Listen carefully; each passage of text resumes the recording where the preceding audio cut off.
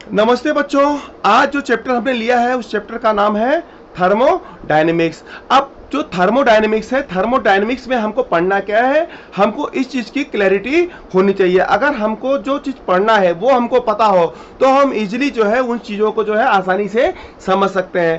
तो अगर हमको थर्मोडायनेमिक्स को पढ़ना है तो हमको सबसे पहले क्या पढ़ना पड़ेगा, इसमें हमको थर्मल एक्सपेंशन को पढ़ना पड़ेगा। थर्मल एक्सपेंशन हम पहले पढ़ेंगे। इसमें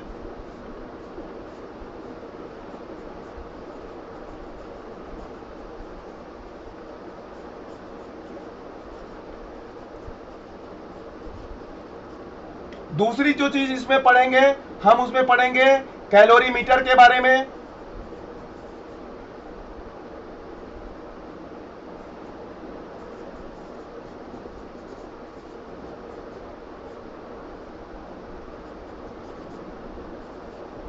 कैलोरीमीटर के बारे में पढ़ेंगे। तीसरा बच्चों इसमें जो पढ़ेंगे वो हमारा होगा काइनेटिक थ्योरी ऑफ गैसेस।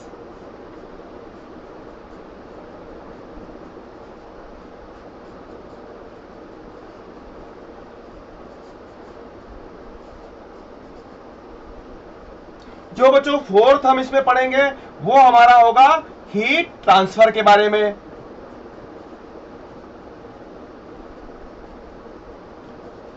और जो हमारा फिफ्थ होगा वो हमारा होगा लॉज ऑफ थर्मोडायनेमिक्स।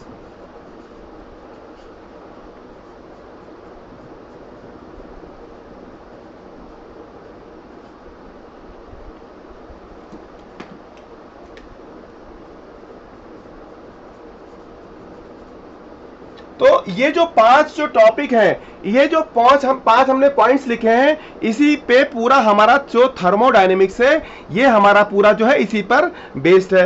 अब बात करते हैं कि थर्मोडायनेमिक्स क्या है। अगर थर्मोडायनेमिक्स की बात करें कि थर्मोडायनेमिक्स है क्या, तो हम अगर इसमें देखें तो इसमें जो है दो वर्ड है। एक तो है हमारा थर्म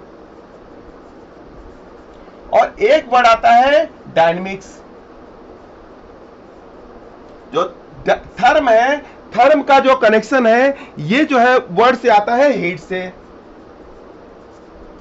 जो थर्म है इसका जो है रिलेशन क्या आता है, इसका मीनिंग जो आता है हीट या फिर टेम्परेचर से आता है। और जो डायनेमिक्स है, डायनेमिक्स की अगर हम बात करें तो डायनेमिक्स हमारा जो है ये बताता है जो है इसका रिलेशन जो है मोशन से है।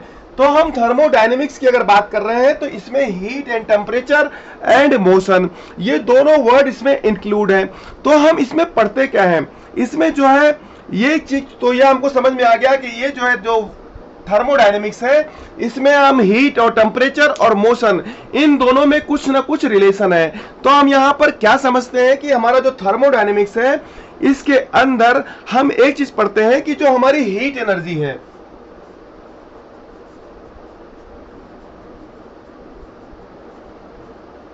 हीट एनर्जी है, इसको हम या तो जो है मोशन यानी मैकेनिकल एनर्जी में कन्वर्ट कर रहे हैं,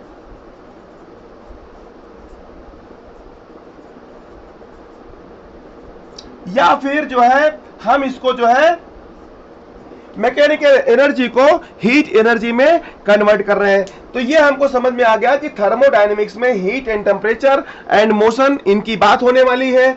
इसके अंदर या तो हम हीट एनर्जी को मैकेनिकल एनर्जी में कन्वर्ट करेंगे या फिर मैकेनिकल एनर्जी को हीट एनर्जी में कन्वर्ट करने के प्रोसेस को समझेंगे।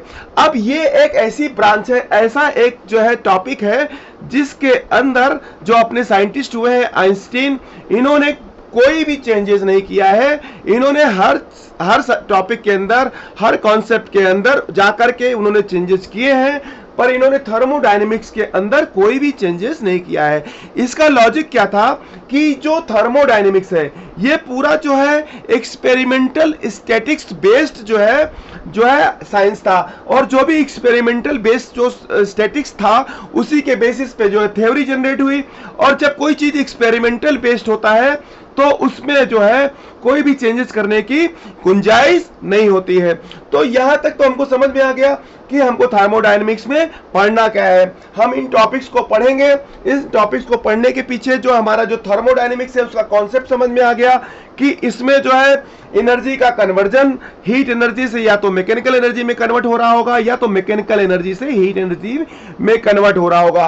तो इस कॉन्सेप्ट को हमको यहाँ पर समझना है। अब इसमें एक टर्म्स आते हैं, जैसे कि आता है थर्मल एक्सपेंशन।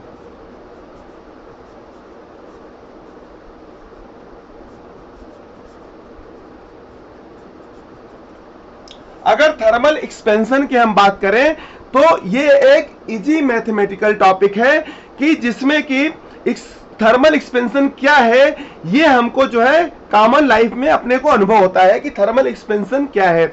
अब हम कोई अगर मटेरियल है, कोई मटेरियल को अगर हमने हीट किया तो वो क्या करेगा, वो एक्सपेंड होता है। अगर किसी मटेरियल को हमने हीट कर रहे हैं तो वो क्या होता है, हीट होता है। अगर हम कुछ एक कॉमन एग्जांपल को छोड़ दें, जैसे कि एक एनामोलस बिहेवियर ऑफ वाटर होता है। वाटर को जब हम 0 डिग्री से 4 डिग्री सेंटीग्रेड तक हम जो है उसको टेम्परेचर बढ़ाते हैं तो उस टेम्परेचर पे जो वाटर होता है, वाटर क्या होता है, कॉन्ट्रैक्ट होता है। वाटर कॉन्ट्रैक्ट होता है मतलब उसका वॉल्यूम जो है डिक्रीज होता है, और वॉल्यूम डिक्रीज होता है मतलब इसका जो है डेंसिटी जो है बढ़ रही होती है। तो अगर हम जो है इसकी बात करें तो 4 डिग्री तक हीट करने पर जो वाटर है वो एक्सपेंड नहीं हो रहा है। अगर इस एक्सपेरिमेंटल केस को हम छोड़ देते हैं, अगर हम इसको छोड़ दें तो हम जनरली कह सकते हैं कि जो मटेरियल्स रहते हैं, मटेरियल को अगर हम जो है हीट कर रहे हैं तो वो एक्सपेंड होंगे। अगर कोई हमारी रॉड है, अगर सिंपल सी हमारी कोई रॉड है, या फिर हमारे पास जो है कोई इस तरीके की जो है प्लेट है, या फिर हमारे पास जो है कोई इस तरीके का सॉलिड है, तो अगर हमारे पास कोई रॉड है तो इसकी जो है लेंथ हमारी बढ़ जाएगी अगर हम इसको हीट देंगे। अगर कोई वो प्लेट है हमारी तो उसकी लेंथ और विड्थ दोनों जो है बढ़ जाएगी, और अगर कोई सॉलिड है तो उसकी लेंथ, ब्रेड्थ और हाइट ये तीनों जो है बढ़ जाएगी। अब हमने ये देखा कि हीट करने पे length wise, area wise and volume wise increase हो रहा है। मतलब हमने जब हीट दिया तो वहां पर लेंथ में भी चेंज हुआ, एरिया में भी चेंज हो रहा है और वॉल्यूम में भी चेंज हो रहा है। अब यहां पर हम थर्मल एक्सपेंशन की अगर बात कर रहे हैं तो थर्मल एक्सपेंशन में हमको कुछ टर्म पढ़ना पड़ेगा। अब उस टर्म की अगर हम बात करें तो वो टर्म का नाम है, या तो हम जो है हीट के बारे में बात कर रहे हैं या फिर हम जो है बात करते हैं टेम्परेचर के बारे में। या तो हम हीट के बारे में बात कर रहे होते हैं या फिर हम बात कर रहे होते हैं टेम्परेचर के बारे में। अब अगर हम हीट की बात करें तो हीट क्या है, heat is the general form of energy. अब हमने हीट को कैसे डिफाइन किया, heat is the general form of energy, ये हमने इसको जो है हीट को डिफाइन कर दिया। अब बहुत पहले जब बहुत पहले की बात करते हैं तो उस समय एक इस तरीके की मान्यता थी कि हीट को, जो हीट है हमारा, इसको हम एज ए फ्लूइड मानते थे। हीट को हम एज ए फ्लूइड मानते थे। अब वो कॉन्सेप्ट क्या था कि जिसके पास जितना ज्यादा हीट होगा, यानी वो जो चीज है, इसको इस तरीके से समझ सकते हैं कि अगर उस किसी के पास जो है वो हीट ज्यादा है तो वो जो है उसका टेम्परेचर ज्यादा होगा, किसी के पास हीट कम है तो उसका टेम्परेचर कम होगा। ये ऐसा समझ सकते हैं कि अगर कोई व्यक्ति है तो उसके पास, जिसके पास जितना ज्यादा पैसा होता है वो उतना ही ज्यादा अमीर कहलाता है, और जिसके पास जितना कम पैसा होता है वो उतना ही ज्यादा गरीब कहलाता है। पर बाद में जो एक्सपेरिमेंट किया गया तो ये पता चला कि हीट कोई फ्लूइड नहीं है। इसका कंपैरिजन ऐसा नहीं कर सकते हैं कि जिसके पास जो है हीट ज्यादा है तो वो ज्यादा उसका टेम्परेचर होगा, या फिर जिसके पास हीट कम है उसका टेम्परेचर कम होगा। तो अब यहाँ पे एक बात तो ये समझ में आ गई कि हमको जो है हीट के बारे में हमको ये समझ में आ गया कि हमको जो है एक ऐसी चीज समझनी है जो कि टेम्परेचर है। यानी बॉडी जो है, अगर कोई बॉडी है तो हाई टेम्परेचर से वो लोअर टेम्परेचर की तरफ जो है हीट ट्रांसफर होता है। यानी अगर कोई बॉडी है जिसका टेम्परेचर ज्यादा है,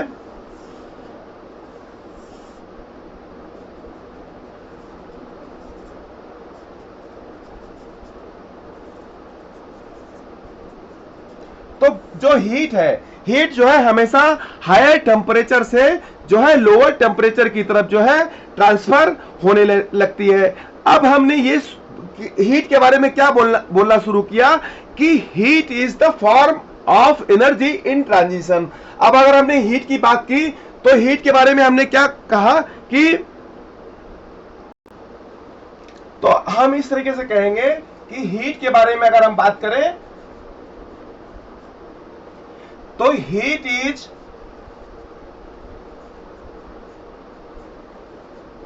फॉर्म ऑफ एनर्जी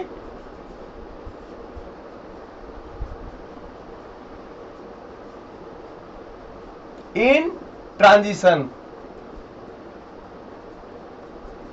अगर हम हीट की बात करें तो heat is form of energy in transition. अब हम ये नहीं बोलेंगे कि इसके पास हीट एनर्जी है या नहीं है, क्योंकि हमारे पास जो डिफिनेशन निकल के आई कि it is a form of energy in transition. अब कोई बॉडी किसी बॉडी के कांटेक्ट में है तो जिसका टेम्परेचर कम है, हीट जो है उसकी तरफ जो है ट्रांसफर हो जाएगा, और बॉडी जिसका टेम्परेचर जो है ज्यादा है और जिस बॉडी का टेम्परेचर कम है तो बॉडी ज्यादा टेम्परेचर से कम टेम्परेचर की तरफ जो है हीट जो है ट्रांसफर होने लगेगी। अगर दो बॉडी है जिनका जो है टेम्परेचर सेम है तो वहां पर जो है उसमें कुछ भी नहीं होता है। तो हमको ये पता चल गया कि किसी के पास अगर हीट एनर्जी है या नहीं है ये अब मैटर नहीं है। अब मैटर क्या है कि हीट फ्लो कब हो रहा है, हीट जो फ्लो है हीट फ्लो कब हो रहा है, ये हमारा क्वेश्चन बचा। हीट एनर्जी है या नहीं है ये हमारे लिए अब क्वेश्चन नहीं बचा। हमारे लिए क्वेश्चन क्या बचा कि हीट जो है फ्लो कब होगा। अगर ये प्रश्न बचा है तो यहां पर हमने हीट की तो डिफिनेशन दे दी। अब हमको ये समझना है कि टेम्परेचर, अगर हम टेम्परेचर की बात करें तो टेम्परेचर को क्या किस तरीके से डिफाइन कर सकते हैं कि it is a degree of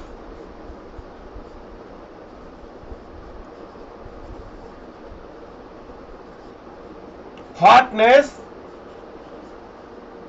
and coldness. अगर इसकी बात करें टेम्परेचर की तो it is a degree of hotness and coldness. अब कोई बॉडी अगर ज्यादा गर्म है तो वो जो है रिलेटिवली जो है ये एक रिलेटिव टर्म है कि कोई भी बॉडी ज्यादा गर्म है या फिर ज्यादा ठंडी है। अब ऐसा ये समझ सकते हैं कि अगर बाहर ठंड पड़ रही है तो किसी व्यक्ति के लिए वो ठंड कम हो सकती है और किसी व्यक्ति के लिए वो ठंड जो है ज्यादा हो सकती है। तो ये क्या है, जो टेम्परेचर है, ये जो कोल्डनेस और हॉटनेस है, ये क्या हो गया, रिलेटिव टर्म हो गया। अब हमारे पास जो है किसी व्यक्ति के लिए अगर वो बाहर का टेम्परेचर कम लग रहा है, यानी कि उसको जो है वहां पर लग रहा है कि जो है वो ठंड उसके लिए कम लग रही, पर अगर कोई व्यक्ति को वो ठंड ज्यादा लग रही है, मतलब ये क्या है, पूरा एक रिलेटिव टर्म हो गया। अब इसको हम, ये जो रिलेटिव टर्म है हॉटनेस एंड कोल्डनेस, ये क्या है, रिलेटिव टर्म है। अब हमने इसको क्या किया, एक मैथमेटिकल टर्म दे दिया। ये जो रिलेटिव टर्म है हॉट हो या कोल्ड, इसके लिए हमने एक मैथमेटिकल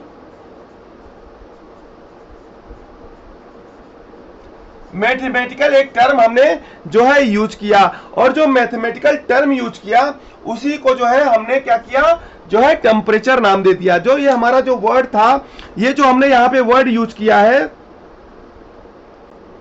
अब हमने जो यहां पर जो टर्म यूज किया है मैथमेटिकल टर्म, उसका हमने नाम दे दिया टेम्परेचर। अब इस इंटरेस्टिंगली आप यह आंसर नहीं कर सकते कि जिसके पास हीट एनर्जी ज्यादा है या हीट एनर्जी कम है, क्योंकि हीट एनर्जी जो है, हीट एनर्जी ये नहीं बताती है कि क्योंकि वो ऑब्जेक्ट जो है ज्यादा गर्म है या फिर ज्यादा ठंडा है। तो हमने हीट के बारे में समझ लिया, heat is the form of energy in transition, और हमने जो टेम्परेचर के बारे में समझा कि it is a degree of hotness and coldness.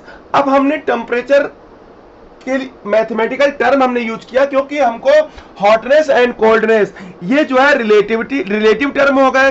तो रिलेटिव टर्म के लिए हमने एक जो है एक मैथमेटिकल टर्म डिसाइड किया, जिससे कि हम ये बता सकें कि वो एक्चुअल में हॉटनेस और कोल्डनेस को हम जो है मेजर कर पाए।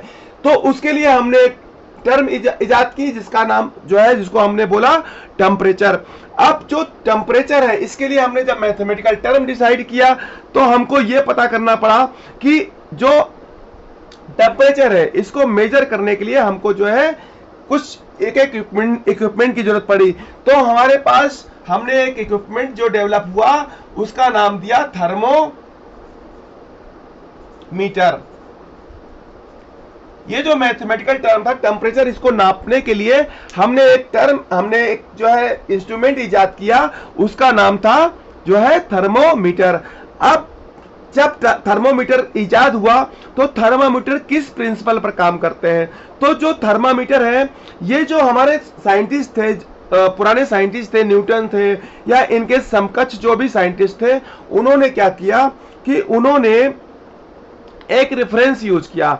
उन्होंने क्या रेफरेंस यूज किया? उन्होंने जो आइस पॉइंट था,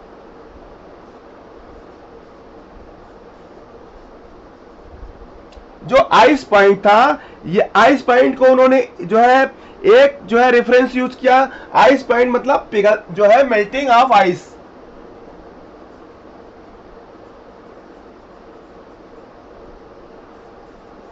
और दूसरा उन्होंने जो है स्टीम पॉइंट लिया।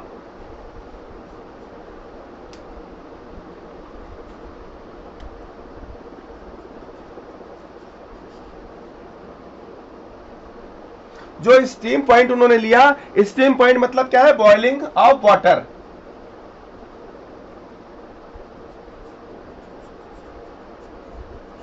उन्होंने एक आइस पॉइंट लिया और एक जो है स्टीम पॉइंट लिया। अब उन्होंने ice point melting of ice को लिया, मेल्टिंग ऑफ आइस को उन्होंने आइस पॉइंट माना और बॉइलिंग ऑफ वाटर को उन्होंने क्या माना? जो है स्टीम पॉइंट।